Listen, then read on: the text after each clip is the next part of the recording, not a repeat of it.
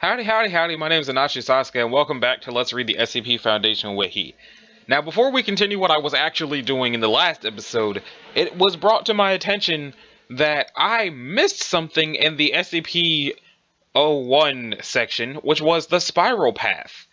So I'm going to read through what I missed in the Spiral Path, have this be an episode by itself, and then get back to what I was actually doing.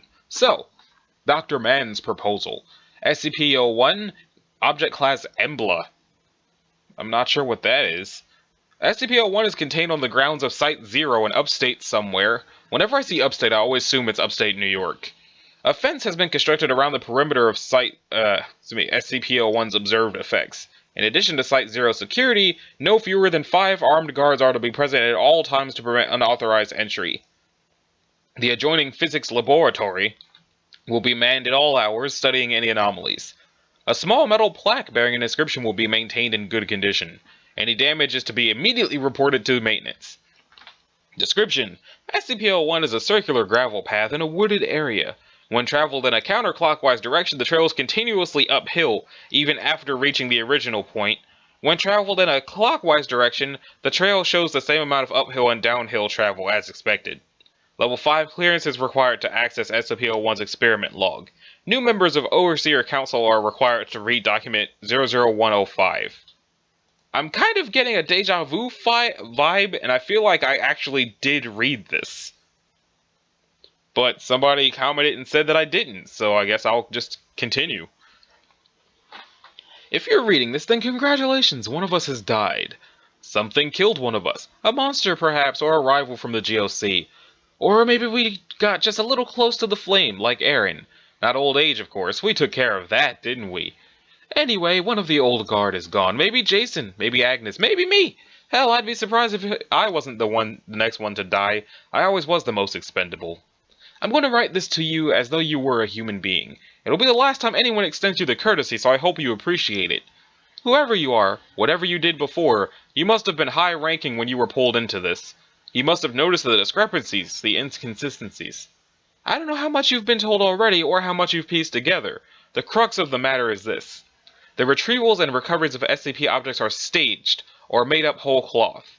We have never discovered an SCP in the entire history of the Foundation. I should start from the beginning. Let me tell you a story. Aaron Siegel was a physicist studying at Cornell in 1891. He was a truly gifted individual, and had his life taken a different path, I believe that his name would still be there with Edison, Einstein, and Hawking. I knew him very well. He was, and may still be, my brother. He was also an avid amateur naturalist, and enjoyed hiking through the woods. One day, while visiting our family home in Essex County, he came across a gravel path. He decided to follow it for a time, and he noticed that it kept climbing uphill far longer than it should have. It should have taken him above the nearby hills. Instead, he found himself back where he'd started, without a foot of downwards travel. Another man would have assumed his senses were faulty and left. Aaron, however, was a stubborn man. He investigated further. He found the path did not conform to the pure geometry of Euclid. Like Sakari before him, he had found something abhorrent to the nature of straight lines. He studied it. The equations he derived are part of the file you've received. You'll learn them by heart eventually. He built a small shack nearby which served as a makeshift laboratory. His first experiments produced a key capable of opening any lock now contained as SCP-5. He brought in others. As his brother, I was one of the first he contacted. I was a medical student at Harvard at the time. I initially thought he was mad, but when he showed me the path, the key, I had to learn more. There were others with us, other friends and colleagues. Most of them are gone now, but we were the core. We created the Foundation from around ourselves. In the beginning, it was just about discovery, about finding the things we could do. We had such high hopes, such plans.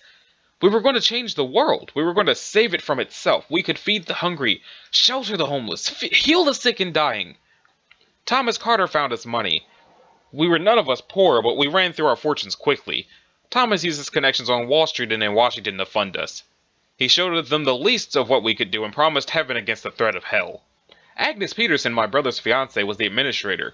We knew nothing of how to run an organization. We were a herd of cats running to and fro, and she turned us into a foundation, putting us dreamers and madmen to the same yoke. We soon had a facility built, but we were still so secretive. As much as we wanted to shout from the rooftops what we had found, we were frightened too that it would be taken from us. We told ourselves it was just for the interim. Until we were sure of our footing, we'd show them eventually, we'd show them all. We were careful at first. We made small, inoffensive, even helpful items. The Fountain of Youth, the bouncing ball, the Civil War statue.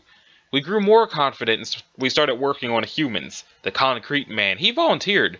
Or the man with the abdominal planet. Just a drifter, but we made him something special, didn't we? It was all so easy. Perhaps it seems absurd to get so many things from that one little break in reality, but it all flowed, one discovery to the next. It almost seemed like something was helping us along. But then things started to go a bit wrong.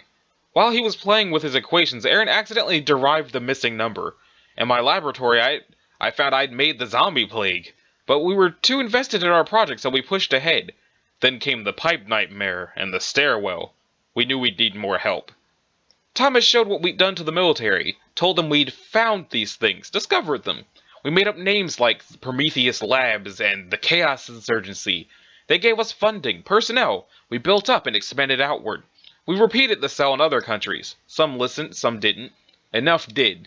We became an international organization. We brought in some more researchers, though very few ever suspected we were the source of the items they studied. Sometimes we would arrange for an object to be found by a field team. Sometimes we would simply write the reports. We generated the paperwork and we were the oversight. If we said a thing was, it was. It still is. There were problems, of course. Jeremy and Thomas took one of our experiments and ran off with it, creating their ridiculous club.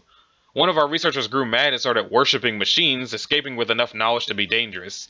We still deal with the fallout of these splinter groups. So we contained them. We handled them. We couldn't stop, surely you can see that. Rather than more cautious, we grew bolder. I cut a little boy up and turned him into the flesh that hates. There were reasons. There were always reasons. 231. We created her and her sisters. We took them from orphanages and arranged for what followed. And it was no accident. We knew what we were doing. There was a reason for it once, but I'll be damned if I can remember it now. None of us do. Except for maybe my brother, whatever he is now. We keep moving forward. Even after Abel, after the blood pond, after the damnable reptile, we still move forward with our work. What else can we do? Our only hope to survive the events we've set in motion is to understand better, to learn more. We're on the back of a terrible beast, and if we try to jump off now, we'll be crushed beneath. But that's not what frightens me, and it isn't what should frighten you. We've maintained our foothold for over 100 years. The things I really worry about are the anomalies we didn't create.